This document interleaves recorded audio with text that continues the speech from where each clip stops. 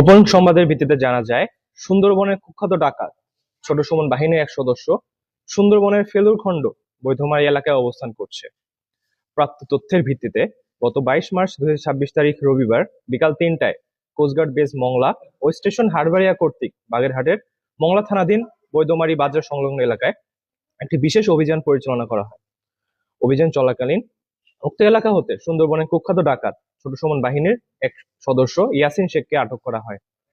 পরবর্তীতে আটককৃত ডাকাতের তথ্যের ভিত্তিতে আজ 23 মার্চ 2026 তারিখ সোমবার মধ্যরাত 1টায় মংলা থানাধীন ধানসিঁড়ির 4 খাল সংলগ্ন এলাকা হতে একটি একনলা বন্দুক, 4 রাউন্ড তাজা কার্তুজ ও 4 রাউন্ড ফাঁকা কার্তুজ জব্দ করা হয়।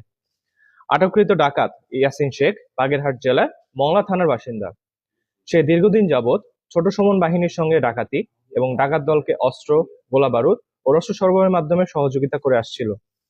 জব্দকৃত আলামত ও আটককৃত ডাকাতের পরবর্তী আইনানুগ ব্যবস্থা গ্রহণের কার্যক্রম প্রক্রিয়াধীন রয়েছে। আমরা দস্যুদের উদ্দেশ্যে বলতে চাই, সুন্দরবনকে দস্যুমুক্ত রাখতে কোস্টগার্ডের অভিযান অব্যাহত থাকবে।